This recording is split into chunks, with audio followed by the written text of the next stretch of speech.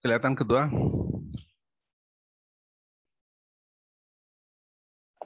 Nampak, Pak. Kedengaran suara saya? Kedengaran, Pak. Baik. Baik. Semua mikrofon ditutup. Nanti kalau dibuka, saya akan remove ya. Remove. Saya akan keluarkan dia. Baik. Kuliah yang lalu kita sudah sampai pada hukum Mendel. Dan kita sudah bicarakan hukum Mendel pertama pada minggu yang lalu, tetapi kita perdalam lagi pada kuliah ini.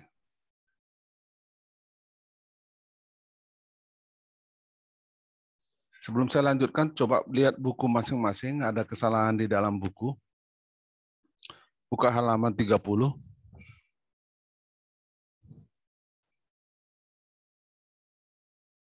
Di halaman 30, sebelah kanan itu biji berkerut. Ada notasi W besar, W besar. Seharusnya notasi itu apa? Karena itu resesif. Notasi itu seharusnya huruf kecil.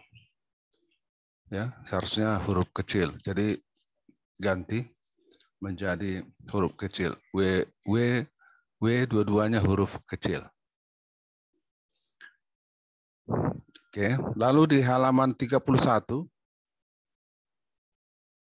Di halaman 31 tabel itu. Tabel, lihat di situ sel telur yang dihasilkan.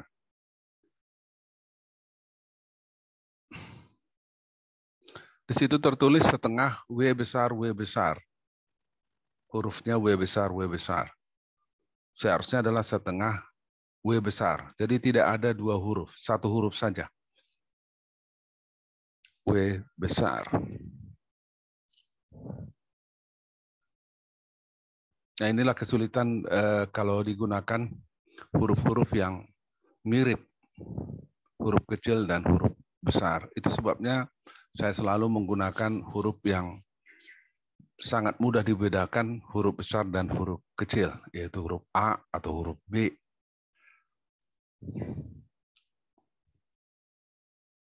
Baik. Pada kuliah yang lalu kita sudah sampai pada awal dari hukum Mendel. Kita sudah menyimpulkan bahwa melalui segregasi bebas dan pengelompokan secara bebas, maksudnya bahwa turunan keduanya itu genotipenya berbanding 1:2:1 dan fenotipenya 3:1.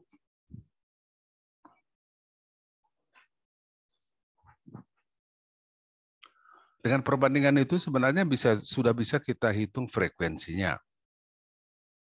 Tapi ada cara lain untuk menghitung frekuensi.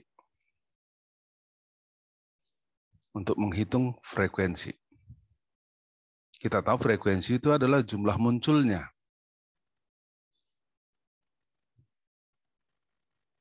Kita tahu dari persilangan sebelumnya, jumlah porsi munculnya genotipe homozigot dominan itu 2 kali muncul. Heterozigot, sekali muncul. Heterozigot 2 kali muncul.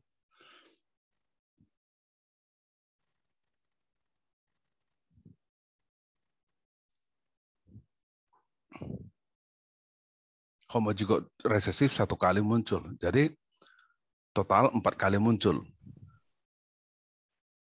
Kalau kita frekuensikan berarti secara relatif berarti homozigot dominan itu 1/4. Heterozigot 2/4. Atau homozigot resesif 1/4.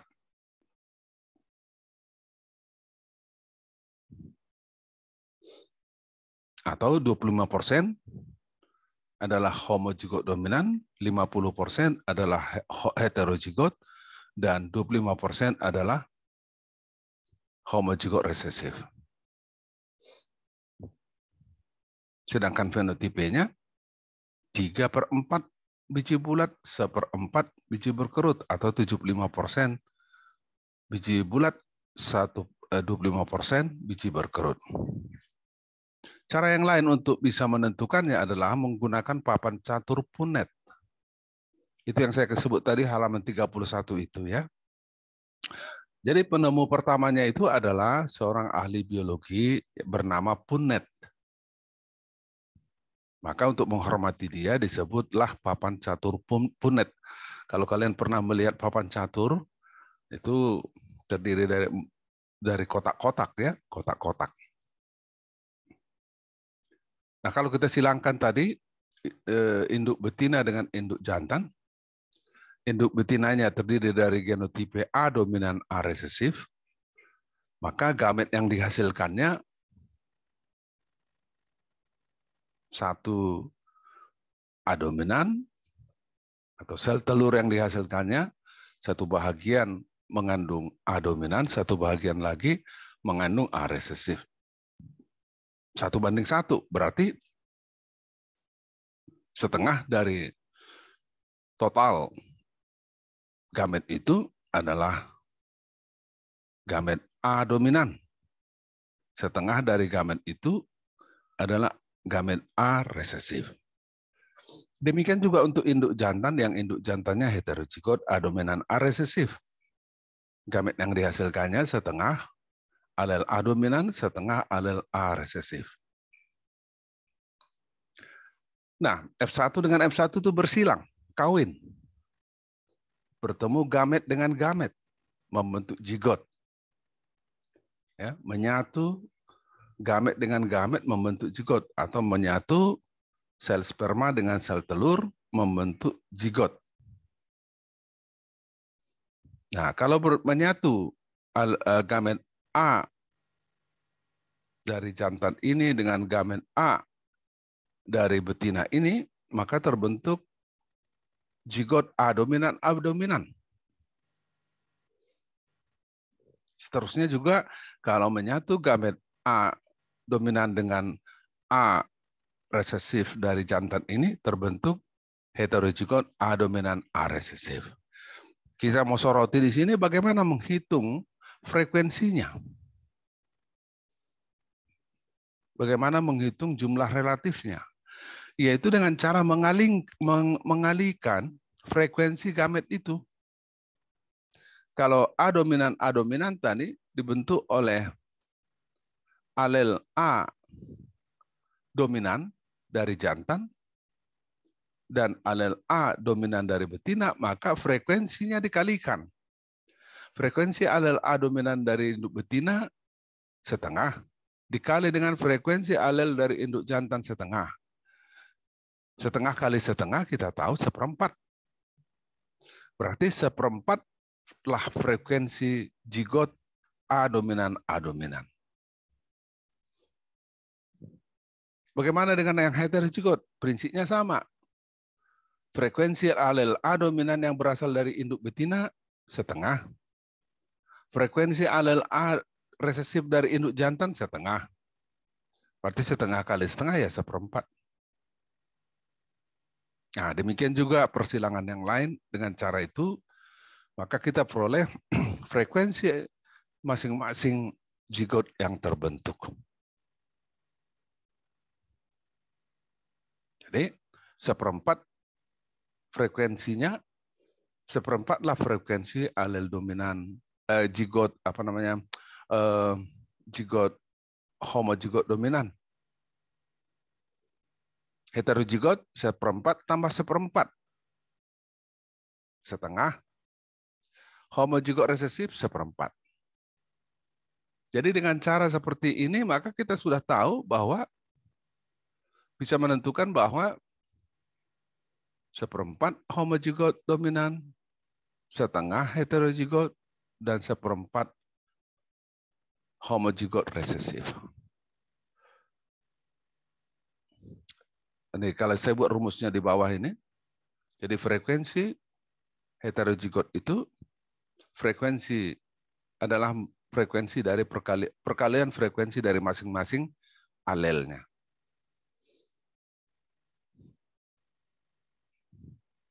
Itu rumusnya. Jadi frekuensi genotipe yang terbentuk itu adalah hasil perkalian dari frekuensi alel-alel pembentuknya.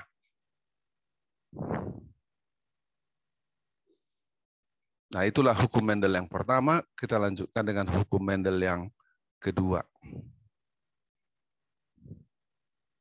Hukum Mendel yang kedua adalah hukum pemisahan dan pengelompokan secara bebas. Pasangan gen yang berbeda yang sedang bersegregasi akan memisah dan mengelompok secara bebas.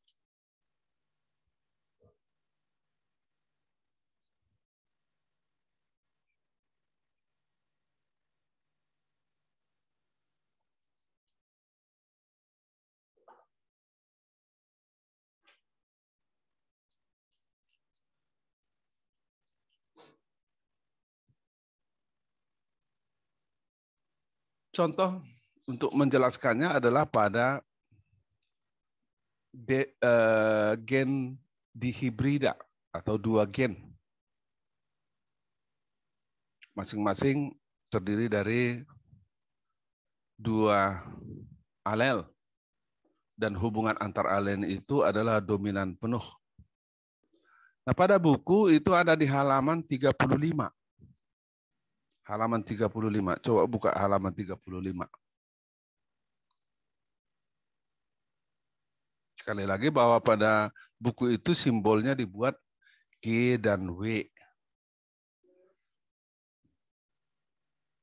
Nah, pada contoh yang saya buat ini simbolnya saya buat R dan A. Sekali lagi untuk menghindari kesalahan dalam hal huruf besar dan huruf kecil. Jadi kalau menjelaskan hukum Mendel kedua ini kita gunakan yang dihibrida dua gen. Ya. Ada dua gen yang diperhatikan. Coba lihat pada induk betina itu homozigot untuk biji kuning. Warna biji maksudnya kuning. Dan bentuk biji bulat. Jadi induk betina itu bijinya kuning dan warnanya bulat dan homozigot dominan pada dua gen tersebut. Kita simbolkanlah itu dengan huruf R besar, A kecil, A besar, A besar. Tentu membacanya adalah homozigot dominan. Nah, bagaimana dengan induk jantan yang sebelah kanan ini? Juga galur murni. Sudah kita definisikan apa yang dimaksud dengan galur murni pada kuliah yang lalu. Bijinya hijau dan berkerut. Genotipenya adalah homozigot resesif. RR untuk biji hijau dan homozigot resesif A untuk biji berkerut. Hurufnya huruf kecil, dua-duanya. Nah, masing-masing induk ini menghasilkan gamet. Nah, pada hukum Mendel yang pertama kita sudah bicarakan itu bahwa pembentukan gamet itu bebas. Sehingga gamet apa yang terbentuk? Yaitu gamet dari alelnya dari gen yang pertama R dominan, satu dari kromosom lain yang alelnya A dominan. Jadi diasumsikan bahwa dua gen itu berada pada kromosom yang berbeda. Dengan galur murni untuk jantan, gametnya yang dihasilkan juga sebuah gamet yang menghasilkan, yang mempunyai alel R resesif dan alel A resesif. Jadi masing-masing gametnya, setiap sel telur atau setiap spermanya mengandung alel ini. Itu maksudnya ya. Nah, sekarang dua gamet ini menyatu membentuk zigot, kembali membentuk zigot ya. Nah, apa yang terjadi? Genotipenya ya gabungan dari alel-alelnya. Dengan demikian heterozigot. R dominan, R resesif, A dominan, A resesif. Nah, kalau dibiarkan tanaman F1 ini menyerbuk sendiri, prinsipnya kembali sama seperti waktu kita menjelaskan hukum Mendel pertama. Itu bisa dianggap sebagai penyerbukan 2F1.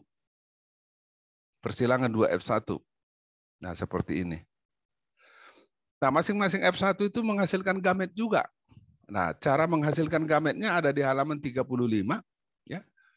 Ada di halaman 35 cara. Jadi, cara menghasilkan gametnya. Halaman 35 ada simbol-simbol di situ. Jadi, induk betina menghasilkan gamet R dominan A resesif, R dominan, R dominan A resesif, R resesif A dominan, R resesif A resesif. Demikian juga induk jantan menghasilkan gamet-gamet juga.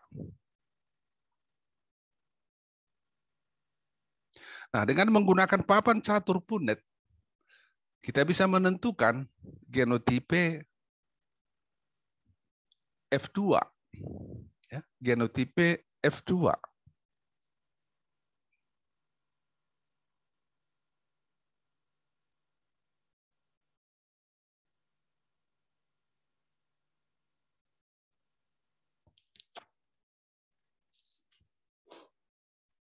Dengan mudah kita menentukan genotipe dan fenotipe F2 dengan menggunakan papan catur Punnett. Ya, genotipe yang dihasilkan tentu gabungan dari alel-alelnya, gabungan dari gamet-gametnya. Genotipe dengan demikian untuk yang ini adalah gabungan dari R dominan A dominan, R dominan A dominan berarti R dominan R dominan, A dominan A dominan. Nah, kalau kita lihat yang ini yang paling ujung ini, yang dihasilkan apa? Gabungan dari alel itu. R dominan R resesif, A dominan A resesif. R dominannya dari betina, R resesifnya dari jantan, A dominannya dari betina, A resesifnya dari jantan. Nah, kalau kita hitung keseluruhan, maka ada 1, 2, 3, 4, 5, dan seterusnya 16 genotipe dihasilkan. Jadi ada dihasilkan 4 kali 4 atau 16 genotipe. Nah, kalau kita kelompok-kelompokkan, ada 9 jenis genotipe. Dari 16 itu, kalau kita kelompokkan yang sama, kita bedakan dengan yang berbeda, maka ada 9 jenis genotipe.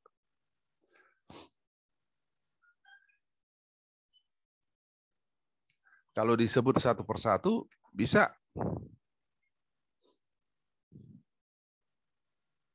Satu genotipe, R dominan, A dominan, A dominan, itu satu. Yang kedua, ini kelompok yang kedua, R dominan, A dominan, A resesif. Tentu ini satu kelompok dengan ini.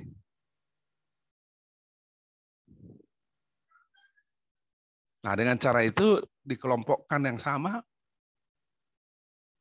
maka terdapat 9 jenis genotipe.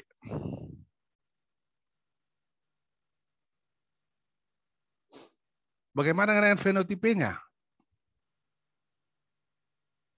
Nah, tentu yang dominan-dominan menghasilkan fenotipe. Kita tahu tadi bahwa alel R dominan menghasilkan biji bulat. Biji apa tadi, bulat atau kuning?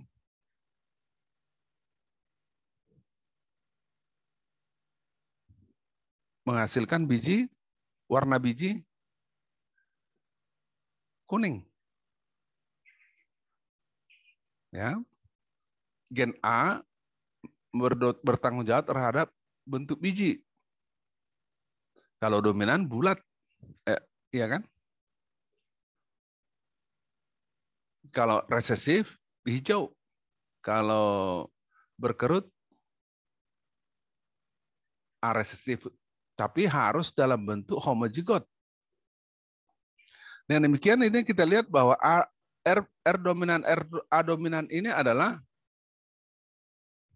biji. Coba Vivi, biji apa ini?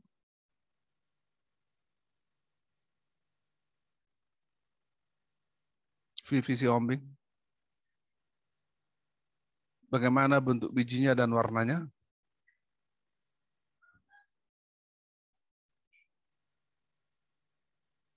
Jonathan? Biji kuning dan bulat, Pak. Ya, oke. Jonathan? Ya, Pak.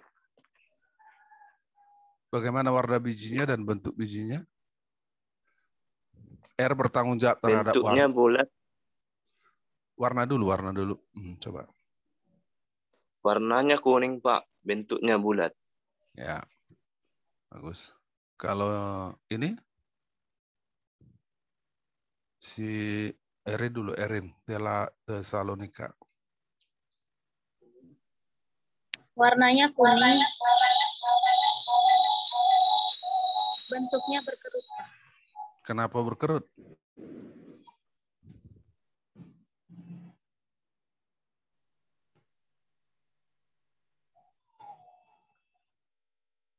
Salah ya, Erin ya. Karena kuning sudah benar. Kalau dia homozigot dan resesif, ya warna kuning. Tapi ini kan heterozigot. Kalau dia heterozigot gimana? Bulat. Heterozigot dengan homozigot dominan kan sama ekspresinya, fenotipnya, warnanya bulat. Bagaimana dengan ini? Siapa bisa menjawab? Ini. Kuning berkerut, Pak. Siapa ini yang ngomong? Sipti di Marpaung, Pak. Kuning? Kuning berkerut, Pak. Oke ya, bagus ya. Jadi heterozigot kuning, homozigot resesif berkerut. Yang A. Kalau yang ini? Siapa mau? Hijau bulat, Pak. Yang lain dulu, coba yang lain. Hijau bulat, Pak. Vivi, hijau? Hijau bulat, Pak. Iya, kenapa?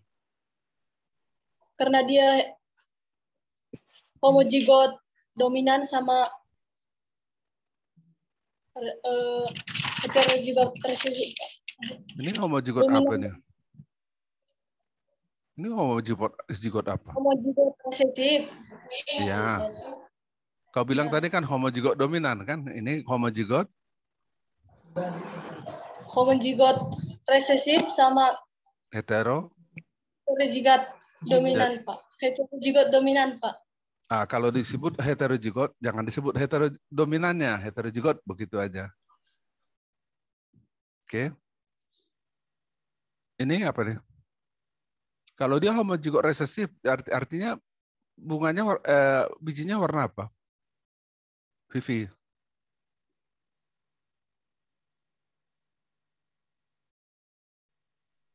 Heterozigot Resesif. Ini kan heterozigot. Enggak, sorry. Kalau homozigot resesif, ini tadi warnanya apa? hijau, Pak. Ya, oke ya. Dan ini heterozigot yang berarti kan bijinya bulat. Oke. Bulat. Oke, makasih. Jadi kalau kita simbolkan, seluruh yang homozigot dominan pada kedua gen dan heterozigot pada kedua gen akan mengekspresikan ekspresi dominan, yaitu kuning dan bulat. Dia ada 9. Nah, coba adik-adik lihat R garis A garis di sini.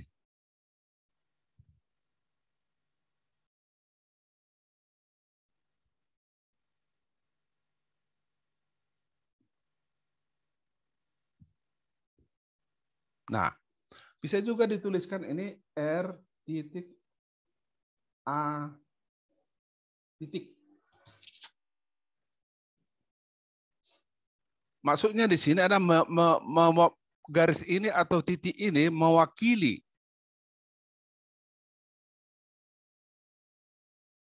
R besar dan R kecil. Jadi mewakili R besar dan R kecil. Jadi disimbolkan dia garis atau titik. Oke. Boleh disimbolkan garis, boleh disimbolkan titik. Berarti yang ini apa di sini? Ini ada garis ini. R dominan, Pak. Dan R resesif. Dan R. Iya.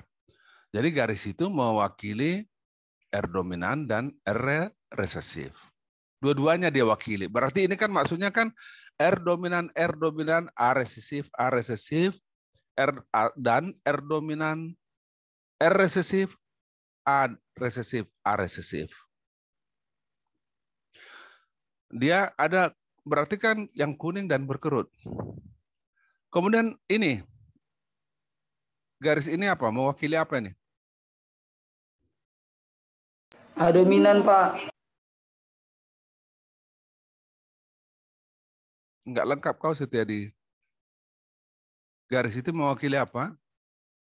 A resesif, Pak. Enggak lengkap juga. Lengkap sebut. A dominan, Pak. Salah kalau hanya A dominan. Vivi? A dominan dan A resesif. Siapa yang ngomong? A dominan, A resesif. Ya, renta. Coba renta. A dominan, R resesif, Pak. A dominan? R resesif. Enggak, salah juga. Itu kan harus satu gate ya. Christian, garis itu mewakili? A dominan, Pak. Salah. Saya, Pak. Ya, siapa? Andreas, Pak. Izin menjawab, Pak. Ya, Andreas. A dominan dan A resesif, Pak. Iya, itu baru benar. Jadi garis itu selalu mewakili kedua alel itu. Baik alel A resesif maupun alel dominannya. Jadi sebenarnya ini, garis ini mewakili A dominan dan A resesif. Artinya begini, ini bisa R resesif, A dominan, dan R resesif, A resesif. Itu maksudnya. Jadi garis ini mewakili A dominan ini dan A resesif ini. Sehingga kalau diterjemahkan, maka genotipe itu adalah R resesif, A dominan, dan R resesif, A dominan, A resesif. Jawaban Andreas tadi yang benar ya. Oke. Nah, yang di bawah ini dia sudah homozigot dominan, homozigot resesif pada kedua gen. Berarti dia bijinya berkerut. Dan hijau. Hanya satu. Jadi kalau keseluruhan dijumlahkan, ada 9 tanaman yang memiliki biji kuning dan bulat. Ada 3 tanaman yang memiliki biji kuning dan berkerut. Ada 3 tanaman yang memiliki biji hijau dan bulat. Dan ada 1 tanaman yang memiliki biji hijau dan berkerut. Nah, fenomena ini punya aturan sehingga dapat dibuat hukumnya. Dapat dibuat aturannya. Nah, ada rumus umum. Dengan demikian bisa diturunkan, dihasilkan. Itu ada pada halaman 39.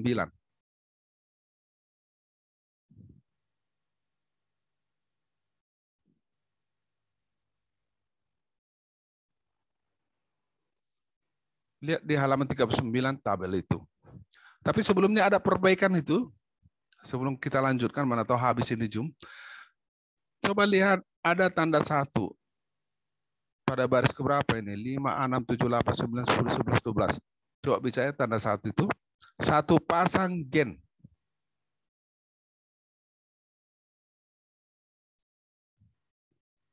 Tertulis itu satu pasang gen. Udah lihat ya? Saya cek dulu Renta. Udah kau lihat Renta? Sudah, Pak. Oke. Itu salah. Seharusnya apa Renta?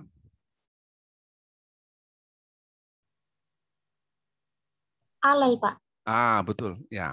Satu pasang alel. Ya, diperbaiki ya. Oke. Baik. Dengan gejala-gejala fenomena tadi, hukum Mendel bisa diturunkan menjadi suatu rumus umum. Misalnya pada tabel ini lihat ya, jumlah pasang alel kalau 1, 2, 3, 4 sampai N, maka jumlah gametnya yang dapat dibentuk 2, 4, 8, 16 dan seterusnya 2 pangkat N. Sekali lagi itu N adalah jumlah pasang alel. Nah, jumlah kelas genotipe 392781 rumus umumnya 3 pangkat N. Jumlah fenotipe pada F2. Tadi jumlah kelas pada F2 ya.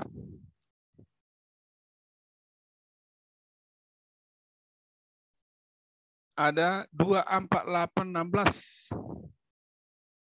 2 pangkat N rumus umumnya. Jadi rumus umumnya dapat kita baca bahwa kalau ada sejumlah N pasang alel, maka gamet yang dibentuknya sebanyak 2 pangkat N dan jumlah kelas genotipenya pada F2 3 pangkat N dan jumlah fenotipenya pada F2 2 pangkat N. Oke. Dengan menggunakan rumus ini, kalau jumlah pasang alelnya 5, berapakah jumlah gamet yang dibentuk?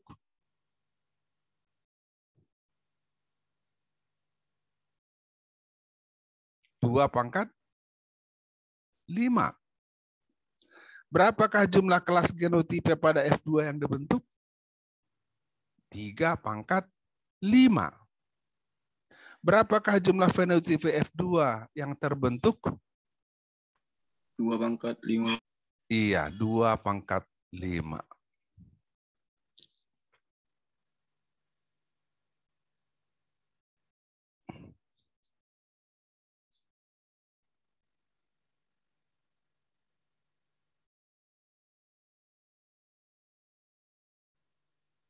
Oke, buka Zoom-nya semua, buka videonya semua ya.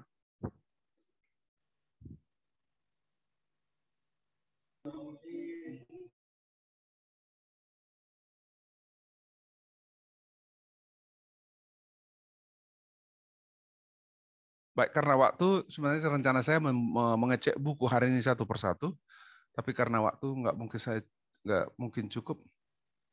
Jadi begitulah kuliah kita hari ini. Nanti saya upload lagi juga ke YouTube. Mudah-mudahan bagi kalian ada waktu kalian untuk mendengarnya kembali untuk lebih memahaminya. Beberapa di antara kalian sudah mensubscribe dan menontonnya dengan merespon di sana. Terima kasih Pak atas videonya ya.